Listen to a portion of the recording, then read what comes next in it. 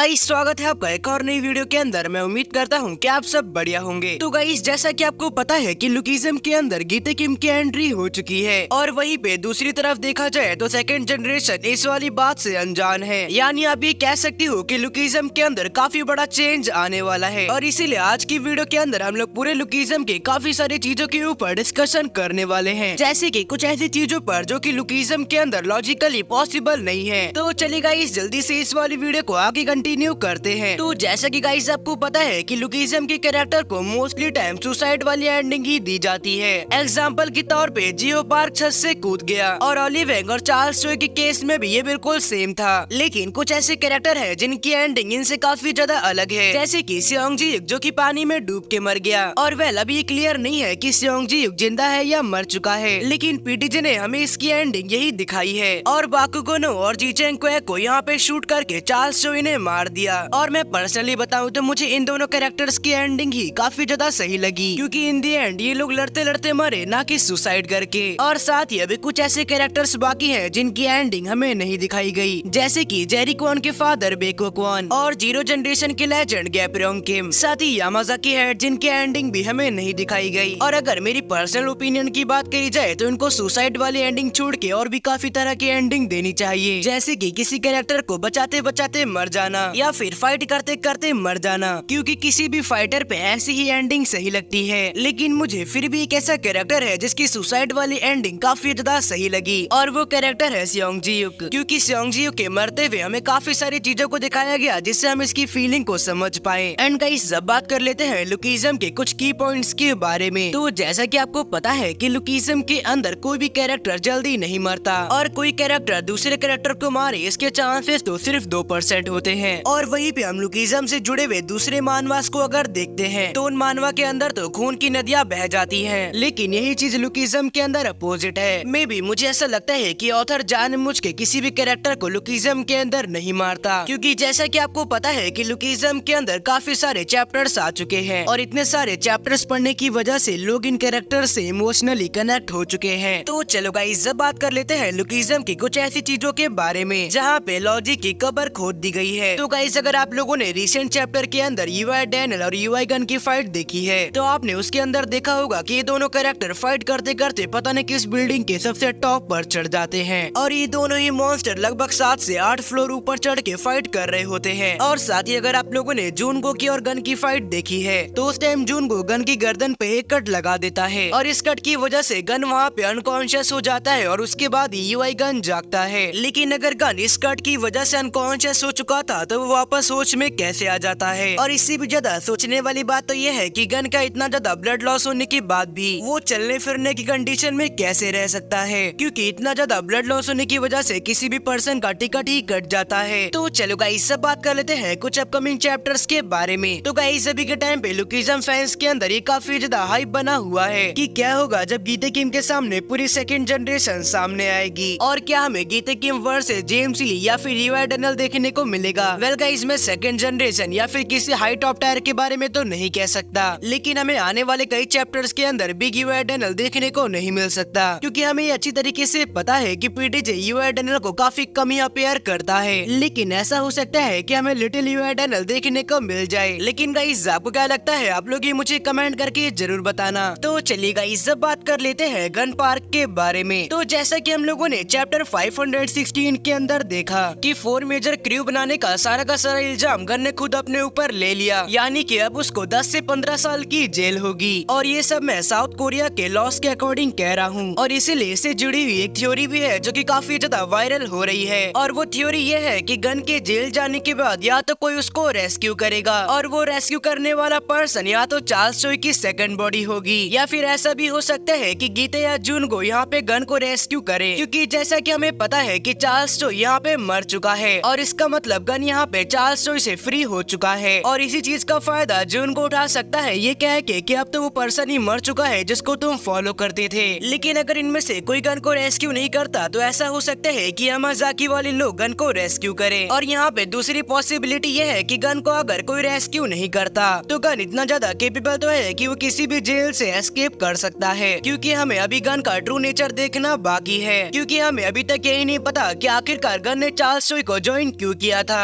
और साथ ही हमें गन की बैक स्टोरी देखना भी बाकी है। लेकिन गन से भी बड़ी दिक्कत तो सियोल के अंदर अब आई है कि हमें गन की एक बात तो पता है कि गन किसी भी बंदे को तोड़ने के बाद उसे जान से नहीं मारता, लेकिन ये केस उस मॉन्स्टर के लिए अलग है जो कि सियोल के अंदर अभी अभी आया है, क्योंकि अगर उसका मूड खराब हुआ तो वो किसी को भी मारने से पहले ज्यादा नहीं सोचेगा। और जैसा कि हमें पता है कि गीते किम की काफी ज्यादा हाइप बनाई गई है, तो इस वाली बात से साफ पता चलता है कि ये गन से भी ज्यादा बुरी तरीके से सेकंड जनरेशन को तोड़ेगा। और यही वजह है कि मैंने कहा था कि सेकंड जनरेशन को एक ग्लो अप की जरूरत है, और इससे भी ज्यादा ग्लो अप की जरूरत तो हमारे मेन कैरेक्टर डैनियल को है, क्योंकि अभी भी उसको काफी सारे लोगों को सरपास करना है। और मेरे ही एक सब्सक्राइबर ने मुझसे एक कमेंट करके पूछा था कि डेथ ब्रदर डैनियल को गन के बाद किससे ट्रेनिंग लेनी चाहिए। तो मेरे अकॉर्डिंग यहाँ पे 2 पर्सन है जिससे डैनियल को ट्रेनिंग लेनी चाहिए। तो वो पहला पर्सन है जेम्स ली जो कि इनविजिबल अटैक यूज कर सकता है, और साथ ही दूसरा पर्सन है यूआई डैनियल। वेल देखा जाए तो यूआई डैनियल उसको ट्रेनिंग तो नहीं देगा, लेकिन डैनियल उससे फाइट कर करके अपने आप को और ज्यादा इम्प्रूव कर सकता है, क्योंकि जोहान भी काफी ज्यादा पावरफुल सिर्फ यूआई डैनियल की वजह से हुआ है। लेकिन इससे भी ज्यादा इम्पोर्टेंट बात तो यह है कि डैनियल को अपनी बॉडी को और भी ज्यादा इम्प्रूव करना होगा, क्योंकि तभी वो धीरे धीरे करके और भी ज्यादा पावरफुल हो पाएगा। तो चलिए गाइस, आज की इस वाली वीडियो को मैं यहीं पे एंड करता हूँ, और गाइस मैं उम्मीद करता हूँ कि आपको ये वाली वीडियो पसंद आई होगी, और अगर ऐसा है तो प्लीज वीडियो को एक लाइक करके चैनल को सब्सक्राइब कर देना, और बेल नोटिफिकेशन बेल आइकन को भी ऑन पे सेट कर लेना, क्योंकि बस आपका इतने करने से ही मुझे काफी ज्यादा मोटिवेशन मिलती है। तो चलिए गाइस, फिर मिलते हैं एक और नई मजेदार वीडियो में एक और नई मजेदार टॉपिक के साथ। तब तक के लिए bye bye and take care.